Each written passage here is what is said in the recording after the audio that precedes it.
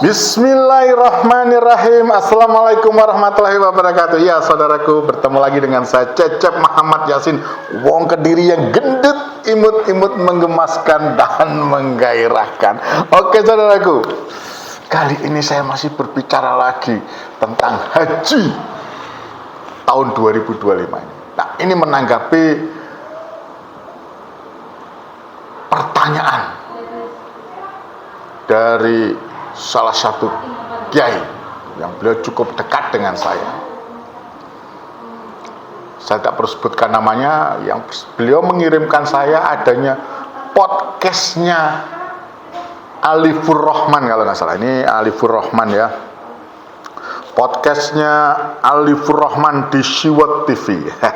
Dia itu membuat podcast di situ, Siwot TV, Alifur Rahman. Yang dalam pokok pertanyaannya, Gus, saya ini sebenarnya nggak begitu nyaman dipanggil Gus, tapi beliaunya manggil saya Gus, yes. Gimana lagi? Gus,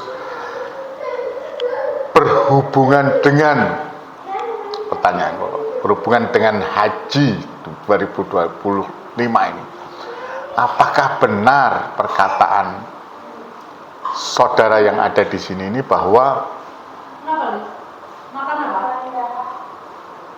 Menteri Agama adalah Menteri Agama saat ini, maksudnya Profesor Nazaruddin Umar adalah Menteri Agama yang terburuk.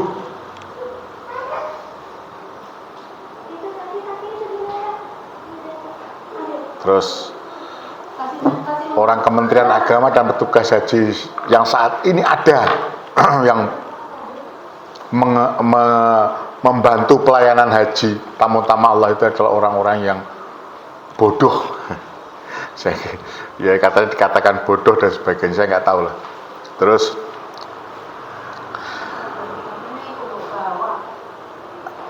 apakah benar Gus ya, haji itu sebaiknya dikelola oleh orang yang tidak harus ngerti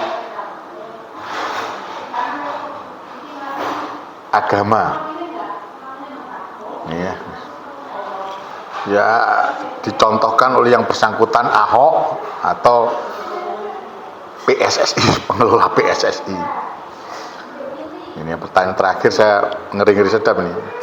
Apakah benar Profesor Nazaruddin Umar itu bukan orang NU? Isu yang sangat sensitif dan terus terang memalukan sekali. Entah gimana ceritanya, saya merasa ikut malu sebagai warga negara Indonesia, sebagai warga muslim di negara ini, yang melihat pelaksanaan haji di tahun 2025 ini menjadi sebuah pelaksanaan haji yang sangat-sangat kacau, konyol, dan tolol sekali. Sehingga mau menyuarakan atau ikut berkomentar terkait pelaksanaan haji di tahun 2025, meskipun ada beberapa kiai dan gus, setahu saya dalam beberapa informasi yang saya dapatkan, meninggal dunia karena kebijakan-kebijakan tolol si Kementerian Agama ini, tapi tetap saja mereka memilih diam, bersabar, karena tidak ingin kemudian diseret-seret kepada masalah politik. Para tokoh-tokoh atau kiai-kiai kita itu tidak mau berkomentar terkait pelaksanaan haji di tahun 2025 ini, karena ini adalah pelaksanaan haji yang paling buruk rasanya gitu. Ini bukan pelaksanaan haji, ini penyiksaan sistemik. Banyak sekali orang yang jadi tersiksa atau bahkan meninggal dunia karena kebijakan-kebijakan yang konyol sekali ini. Dan jawaban dari Gus ini itu adalah jawaban yang mengejutkan saya gitu, karena saya nggak berpikir ini akan dia sampaikan. Dia bilang ya sebenarnya tokoh-tokoh, para kiai, termasuk dia sendiri sebagai Gus, dia mendapatkan banyak sekali keluhan atau komentar dari para jamaah yang berangkat tahun ini, tapi semua pihak, semua tokoh, kiai, dan Gus dari kalangan NU sudah sepakat, entah itu disepakati atau merasa satu suara saja gitu ya. Intinya mereka tidak mau menyampaikan atau menyuarakan kritik yang sedang dialami oleh para jemaah haji Indonesia tahun ini.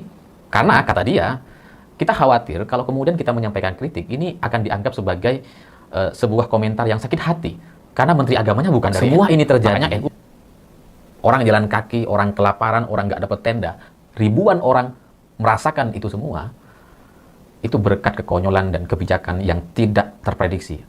Buah dari sebuah pemikiran yang tidak matang dan tidak mengerti terkait apa yang sedang terjadi di lapangan. Dan mohon maaf, ini bukan aturan dari Arab Saudi, ini keputusan kita.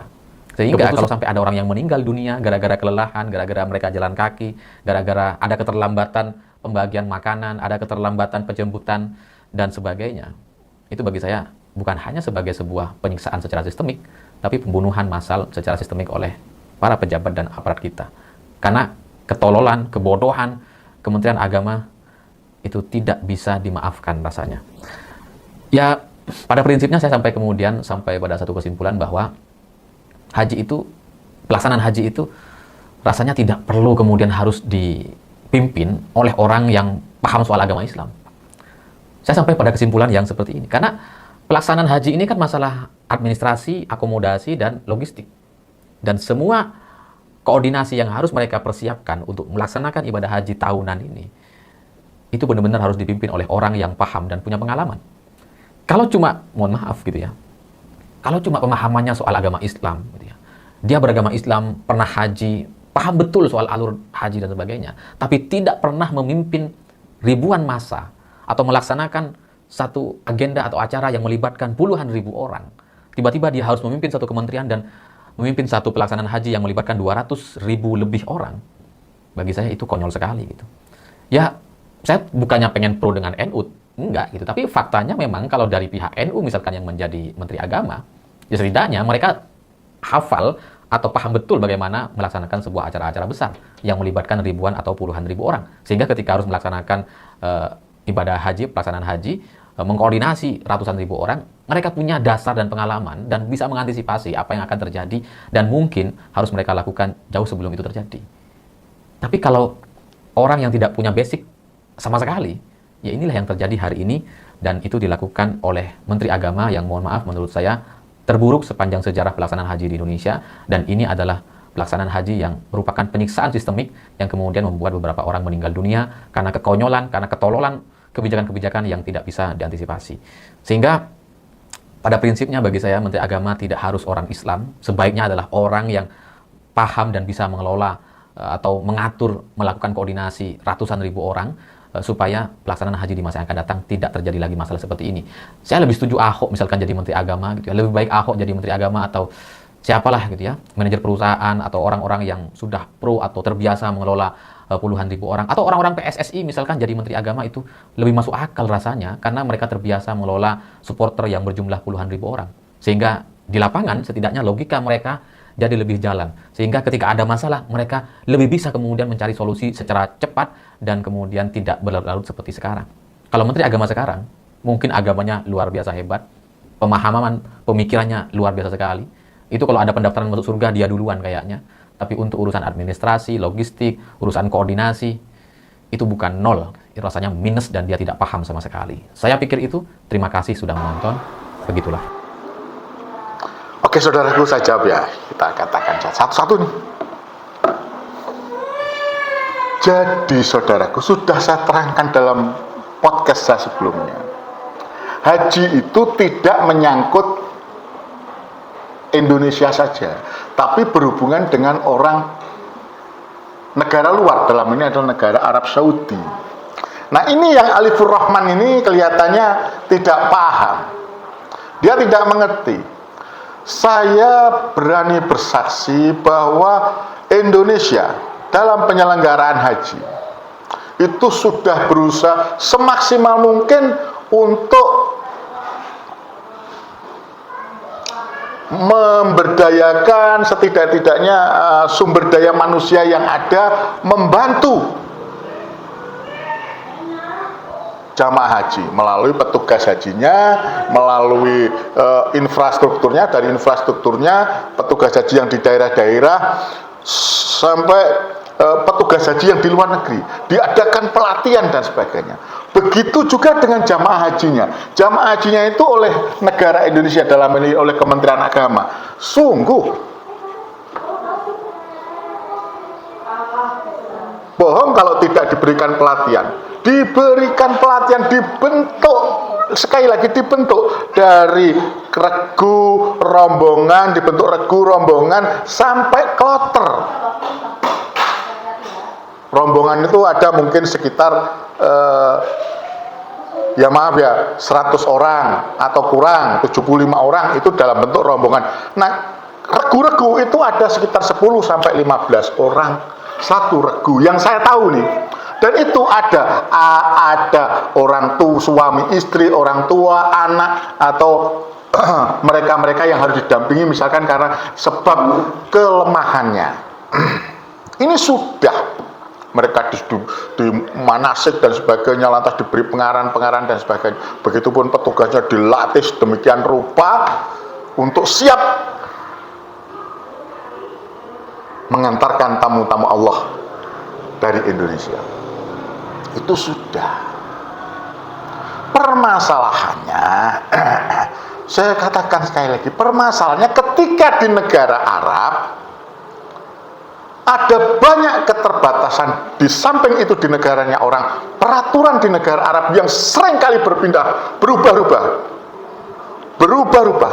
Saya mengalami sendiri, saya melihat sendiri, merasakan sendiri peraturan yang berubah-ubah. Contohnya seperti Haji Furoda, hamin berapa tahu-tahu dibatalkan.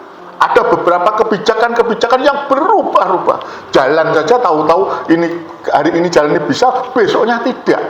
Sehingga kadang sampai ada jamaah haji kita yang kemarin lewat jalan sini terpaksa mencari jalan lagi dan mereka kesasar. Ada petugas disiapkan oleh pemerintah itu, petugas untuk mencari di terminal-terminal. Disediakan yang namanya sampai direkrut dari polisi maupun militer TNI untuk mencarinya. Ini saya lihat dan saya saksikan sendiri. Sedemikian rupa, saudara, kita melindungi jamaah haji kita. Saya tidak mengatakan Kementerian Agama atau pemerintah kita tidak salah. Tetap ada salah. Tapi ya tidak bisa kita salahkan semua pada pemerintah. Nah, berhubungan dengan DHJ 2025, berhubungan dengan syarikat, itu ada putusan dari DPR, gedokan dari DPR berhubungan dengan syarikat. Nah, maksudnya DPR maupun Kementerian Agama itu juga baik, karena kemarin di 2024, 2023 dan seterusnya itu sebelumnya memakai satu syarikat supaya tertampung dengan baik, supaya terlayani dengan baik. Maka mereka mau DPR menetapkan 8 syarikat untuk melayani jamaah haji di Mekah. Dan syarikat ini perizinannya semua dari negara Arab Saudi. Mereka melayani berapa jamaah. Nah, sayangnya sekali lagi, saya tidak bisa jadi ini miskomunikasi. Tapi yang namanya negara, bukan satu Indonesia. Namanya negara dengan negara, sehingga karakter dan budayanya berbeda. Saya tidak mengatakan bahwa Arab Saudi dalam hal bekerja itu tidak profesional, karena jujur saja di Arab Saudi itu bertanggung jawab. Saya katakan bertanggung jawab penuh, karena dia adalah penyelenggara. Dia yang dipercaya bukan hanya oleh orang seluruh dunia, orang Muslim seluruh dunia berangkat di sana, tapi Allah Subhanahu Wa Taala. Di mana Mekah itu di sana, Masjidil Haram di sana, Madinah juga di sana. Rangkaian ibadah hajinya juga di sana, di Mekah, di Mekah Al-Mukarramah. Ar-Musna itu ada di Mekah. Dan itu semuanya penyelenggaranya adalah panitia pelaksana di sana itu adalah orang Mekah. Tidak bisa kita itu menyediakan seperti bis, seperti ini hotel dan sebagainya. Tidak bisa. Itu melalui yang namanya syarikat yang ditunjuk izinnya. Nah, profesionalnya mereka kita tidak tahu. Yang saya tahu karakternya orang Arab gitu, orang Mekah itu, orang Arab Saudi, yaitu mereka siang tidur, malamnya juga baru melek. Nah, ini sementara jamaah haji bisa datang pagi, bisa datang siang, bisa. Nah, ini apakah karakter ini berpengaruh dengan kinerja mereka? Ini loh juga yang saya lihat. Saya melihatnya ini tidak sekedar saya menyalahkan. Syarikat itu 8 syarikat dan sebagainya memang yang menunjuk Kementerian Agama, tapi gedokannya juga dari DPR. Dan itu insya Allah saya dengar itu di gedoknya juga mendekati, sehingga untuk menilai syarikat itu waktunya mepet, saudara.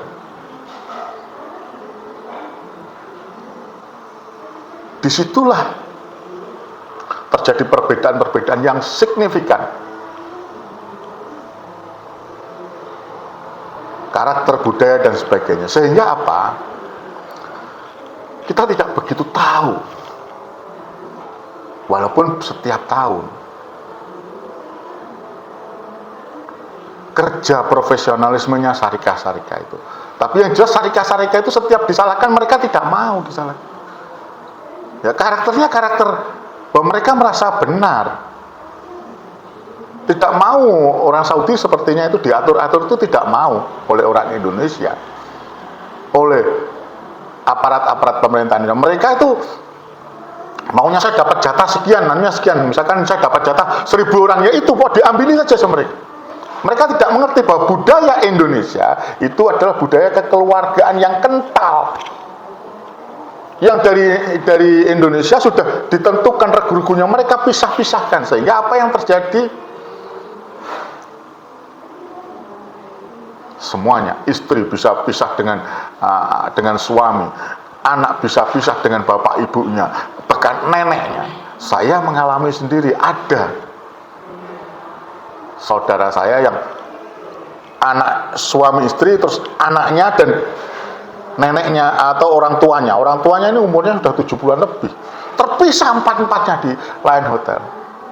Dan itu susah kalau udah di sana, waktunya juga kita dikejar oleh waktu untuk beribadah dan sebagainya, panitianya juga terbatas, jumlahnya hanya 2.000, paling banter 3.000, di sana dibatasi, sudah mencari orang tersesat juga begitu susah, dimana saya melihat di tahun 2023, jangankan perpisahan begitu, ada kita mencari orang yang kebingungan mencari hotelnya saja untuk kembali ke hotelnya, walaupun ada bis sholawat itu saja susah, apalagi ini sudah dari awal terpisah-pisahkan. Jadi kalau saya pikir ini adalah ketidakprofesionalan daripada Arab Saudi, negara Arab Saudi, untuk menghadirkan, sekali lagi, untuk menghadirkan pelayan haji yang dari negara Arab Saudi yang punya profesional, punya dalam bekerja profesional, dalam bekerja mengutamakan pelayanan, dalam bekerja mengutamakan keselamatan, dalam bekerja mengutamakan kenyamanan. Tapi yang saya lihat mereka dalam bekerja adalah berdasarkan budaya mereka samakan dengan budaya mereka, sehingga mereka seenaknya sendiri kalau diingatkan tidak mau. Ini yang saya lihat. Saya pernah di 2023 itu sampai ngotot-ngototan dengan yang namanya masyarik saat itu. Saya tegur mereka, tambah balik, mereka salah, saya salahkan pun juga nggak mau. Padahal jelas mereka melakukan sebuah kesalahan, di mana beberapa kali mereka tidak mau. Sampai di Armusna pun saya juga begitu, tidak ada bis jemputan sampai sekitar jam 4, sehingga jam 4 sore. Terus yang parah lagi di 2023 itu, bayangkan, tidak ada air minum, tidak makan, tidak mendapatkan air minum. Ini saya alami, sampai ada yang meninggal di pangkuan saya. Saya tahu meninggal atau tidak, wallahu alam, tapi yang jelas dia posisinya, kalau saya lihat menurut dokter saat yang ada di situ, sudah meninggal di pangkuan saya. Dan upaya itu tidak bisa lagi, karena memang itu sudah dibatasi, kondisi itu sudah dibatasi, panitia-panitia itu sudah dibatasi, walaupun panitia sudah dibagi rata, tapi panitia dari luar untuk masuk, petugas dakar untuk masuk itu susah, karena dibatasi. Ini yang saya bisa, dan itu tidak dialami oleh Alifur Rahman.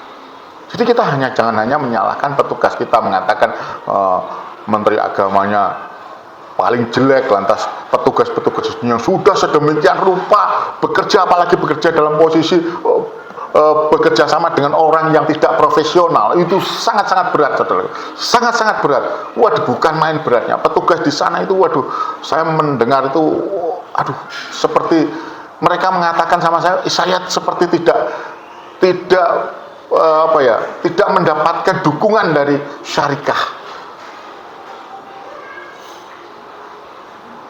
Saya hanya ingin mendapatkan bantahan-bantahan atas kesemramutan yang dibikin oleh syarikah, karena tidak profesionalnya syarikah. Dan di sana mereka bekerja mati-matian. Ada yang sampai menggendong ibu-ibu. Teman saya itu ada yang mengatakan, saya ini hari ini menggendong 3 orang, menuntut 4 orang. 5 orang. Saya dapatkan dari salah satu anggota TNI yang di sana, betapa mereka harus bekerja, ya tidurnya sampai 3-4 jam, 24 jam di negara orang dalam posisi cuaca yang sangat berat karena tidak profesionalnya syarikah dalam bekerja. Sementara DPR hanya menyalahkan saja. Ini. Nah, seperti ya, saya berharap ini menjadi setidaknya, saya tidak membela, sungguh saya tidak bermaksud membela, itu nyata.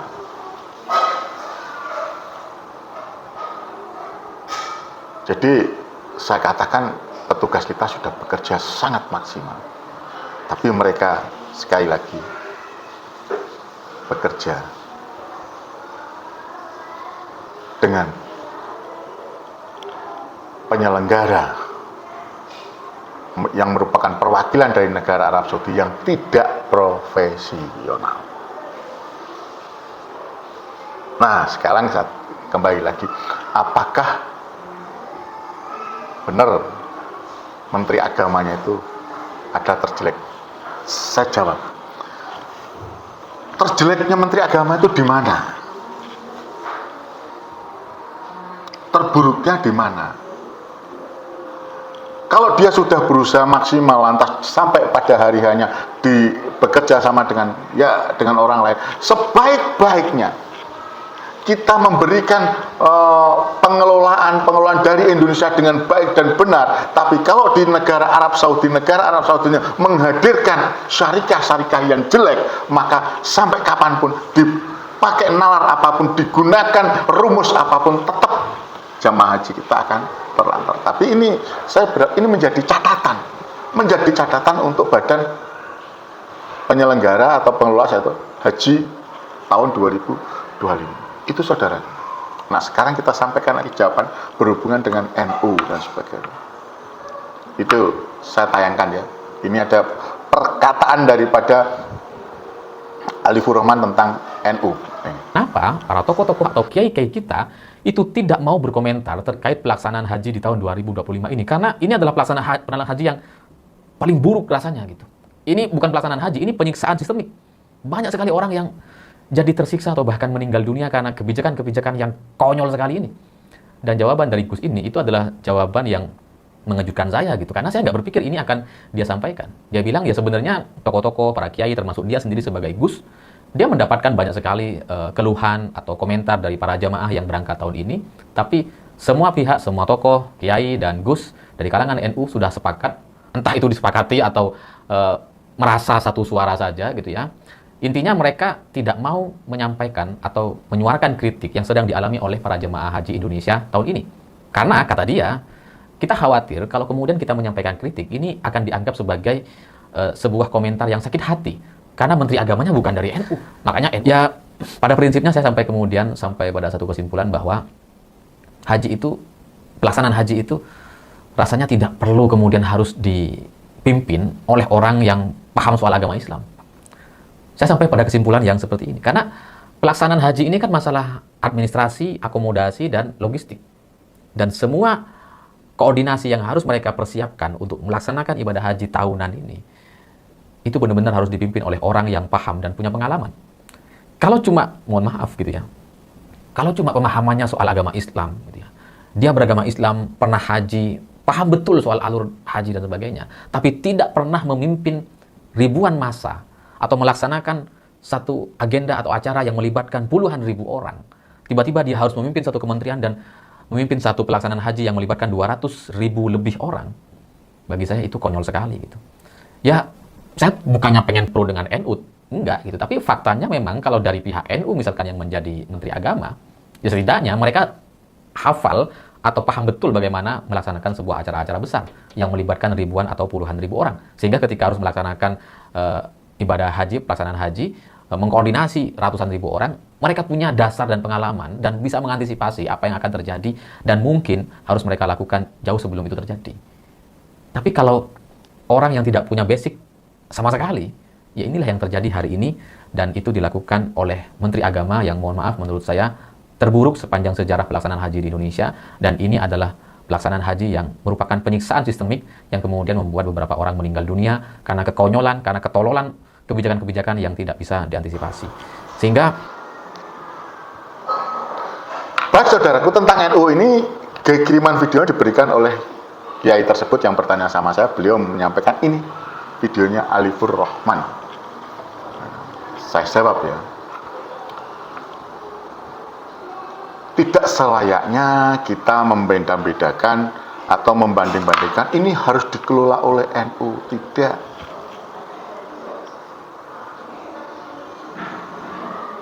Tapi ini dikelola dengan hati, dengan kejujuran. Kalau dengan keculasan, pengelolanya harus orang yang biasa memimpin ribuan massa. Alifur Rahman ini tidak melihat. Ini 220 sampai 240, 250 orang jamaah, 220.000 sampai 240.000 atau sampai 250.000 tersebar di negara orang lain, tidak dalam satu lapangan.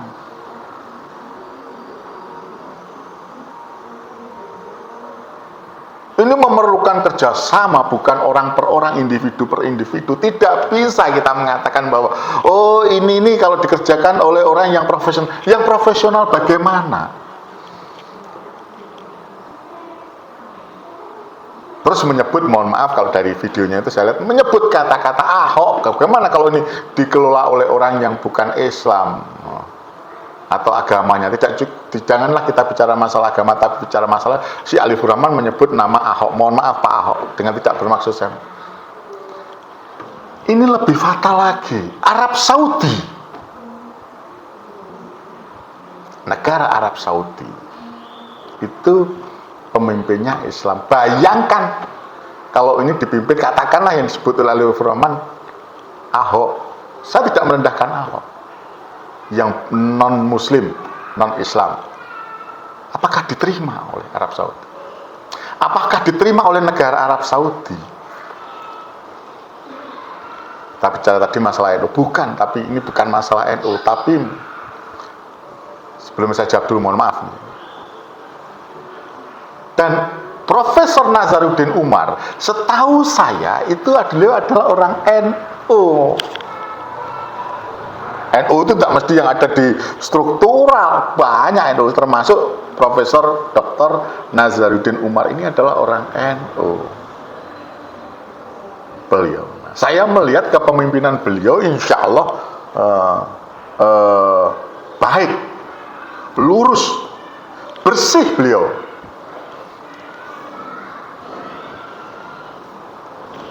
Ini kalau memimpin haji bagus di sini. Tapi kembali karena sebab negara Arab Saudi sendiri dalam hal ini menghadirkan syarikah-syarikah, pengelola-pengelola haji yang mewakili negaranya, yang diberikan izin oleh negara Arab Saudi, menurut saya tidak bekerja profesional, sehingga seperti ini kejadiannya. Karena kita ini, jangankan itu, di luar itu ada KBIH, kelompok bimbingan ibadah haji yang membantu, dan itu adalah di situ biar kebanyakan adalah kiai-kiai NU. Kondisinya adalah kiai-kiai NU yang mengelola KBIH, kebanyakan 90% atau katakanlah 80% kiai-kiai NU. KBIH ini. Mereka mendukung pemerintah Indonesia, membantu, tapi juga tidak mampu. Karena apa? Ya itu tadi, dihadirkan oleh pemerintah Arab Saudi orang-orang yang tidak profesional dalam bekerja. Lantas jangan kembali lagi kalau menyalahkan, mengatakan bahwa NU ya harus NU. Sekali lagi saya sampaikan bahwa Profesor Dr. Nazaruddin Umar itu adalah orang NU. Dan ini yang paling berbahaya ketika dia menyampaikan bahwa kenapa tidak diberikan kepada, karena jamaah haji itu urusannya adalah logistik dan sebagainya, hanya logistik perjalanan dan sebagainya. Tidak seperti itu saudaraku. Di luar ibadah-ibadah haji itu ada banyak, mereka akan berangkat untuk umroh beberapa kali. Saya di sana di 2023 itu umroh itu tidak hanya Setidak-tidaknya saya umroh itu 20 kali. Setidak-tidaknya saya, yang masih saya ingat, 20 kali umroh saya. Selesai langsung saya umroh, selesai langsung umroh, itu hampir setiap hari. Mumpung ada di sana, saudaraku. Wah, itu kalau ada beberapa mereka yang semangat giro, semangatnya keagamaan kuat, walaupun sepuh juga ikut jalan. Nah, kalau hilang, kalau tersesat, dicari lagi. Tidak seperti itu, tidak hanya logistik dan sebagainya, banyak makanannya bagaimana. Terus kalau orang sakit di sana bagaimana, banyak. Ini situasinya berbeda. Budaya kita menghadapi di negara orang dengan budaya berbeda, dengan makanan berbeda, dengan kondisi yang berbeda, dan macam-macam banyak. Tidak seperti kita melihat, oh ini hanya begini. Lantas Ahok bisa, tidak bisa. Apalagi Ahok, mohon maaf, kalau itu saya tidak mengatakan Ahok loh. Kalau yang pemimpinnya itu adalah orang Nasrani, tidak akan bisa masuk. Orang Nasrani ya bisa masuk ke Mekah. Bayangkan kalau pemimpin haji itu adalah mereka-mereka yang tidak bisa masuk ke Mekah. Wih, kacau kan? Sudah negara Arab Saudi sendiri tentu memandang kita sudah dari awal itu sudah jelek, maka akan menjadi jelek lagi. Waduh, kok bisa ya Indonesia itu kok? Maaf, saya tidak sarah. Hajinya diurus oleh orang non-Islam, nonis lah katanya.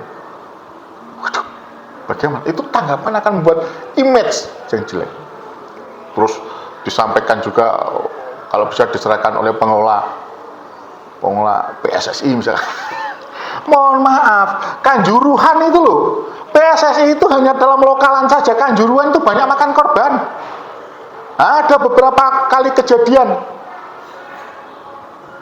kalah melu dan non sewu. Mafia bolanya Indonesia itu banyak. Sekali lagi, haji itu harus dikelola dengan hati yang bersih, dengan ikhtiar yang bersih. Adapun perubahan di sana itu memang bagian daripada ujian dari Allah. Kalau saya bilang sampai sekarang, saya ngomong kemarin sama beberapa orang, saya sampaikan ini ujian untuk Menteri Agama yang baru. Saya tidak kenal, sama sekali tidak pernah bertemu dengan yang namanya Profesor Dr. Nazaruddin Umar, sama sekali, kecuali di TV. Tapi saya meyakini beliau hatinya lurus. Beliau sosok yang lurus. Ketemu aja salaman juga tidak pernah ketemu di media. Tapi saya melihat sosok hatinya bersih. Keinginan kuatnya untuk membenahi Kementerian Agama bagus. Keinginan untuk mensukseskan hajinya terlihat dari wajah dan dari upaya beliau. Ketika masalah furoda, beliau turun langsung. Dan ini tidak pernah dilakukan oleh Menteri Agama sebelumnya. Masalah itu yang dimana kewenangannya berhubungan dengan kewenangan jatahnya, itu bukan jatahnya Kementerian Agama, karena Kementerian Agama itu dalam kewenangannya adalah berhubungan dengan jatahnya Kementerian Agama, yaitu haji reguler dan haji plus. Tapi beliau tidak ada, di wajahnya tidak terpancar sedikit pun keinginan untuk tidak baik. Beliau bersih datang membantu haji furoda dan sebagainya. Ini yang tidak dilihat oleh Alifur Rahman. Saya berbicara begini, saya itu adalah orang yang selalu mengkritisi Kementerian Agama. Saya berusaha kalau baik saya katakan baik. Dan kembali kalau ke masalah NU, bahaya kalau disebutkan masalah NU, karena nanti insya Allah di tahun 2026 itu yang bekerja adalah orang badan penyelenggara haji itu dipimpin oleh orang NU. Dalam hal ini putranya Kiai Haji Yusuf Hasyim, Kiai Haji Irfan Yusuf Hasyim, atau biasa orang manggil Gus Irfan. Itu adalah kepala badan penyelenggara haji. Dan jelas beliau adalah cucunya Kiai Haji Hasyim Asy'ari. Kalau nanti misalnya betul, kalau ada kesan, wah berarti NU itu jelek, berarti ini tidak, saudaraku. Sekali lagi kita cari yang jujur. Dan saya lihat dari wajahnya Gus Irfan, dari wajahnya Kiai Haji Nazaruddin Umar, itu semuanya dari awal itu peraliannya sudah sangat bagus, sangat bagus. Sebaik apapun penyelenggara, pimpinan badan haji atau yang melakukan haji, ketika dikelola dengan baik di Indonesia lantas diserahkan kepada Arab Saudi sebagai penyelenggara, sebagai yang punya gawe, oleh yang punya gawe tidak dijalankan dengan baik, diberikan petugas-petugas yang jelek, maka akan jadinya jelek. Ingat, nila setitik rusak susu sebelanga. Satu titik saja merusak semuanya. Jadi itu jawaban dari saya, saudaraku, dan Yai, jenengan yang bertanya sama saya, itu jawaban saya. Ini saya share kepada jenengan, bahwa Indonesia sudah baik, tapi kita diberikan suguhan, termasuk membuat syarikah, memilih 8 syarikah dari satu masyarakat, itu adalah upaya Indonesia supaya jamaah haji kita terlayani. Insya Allah niatnya semua baik, tinggal kelurusan, tinggal dari sini kita akan memetik, semoga oleh badan penyelenggara urusan haji, itu nanti di bawahnya Kiai Haji Irfan Yusuf Hashim atau Gus Irfan itu memetik kejadian ini dan membuat, dan beliau diberikan orang-orang yang berkualitas untuk menyampaikan apa adanya, tidak asal Bapak senang.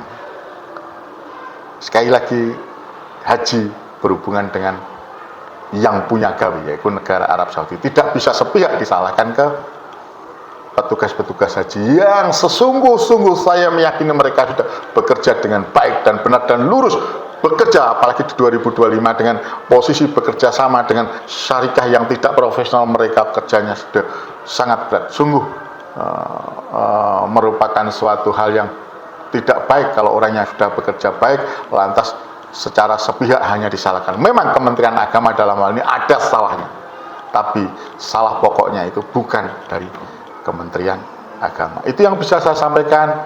Cecep Muhammad Yasin Wong Kediri yang gendut imut-imut, menggemaskan dan menggarehkan, menyampaikan apa yang dirasakan, apa yang dilihat, apa yang didengarnya, bukan kata orang lain. Assalamualaikum warahmatullahi wabarakatuh. Ya, bersama Cecep Muhammad Yasin Wong Kediri yang gendut imut-imut, menggemaskan dan menggairahkan, peduli Palestina.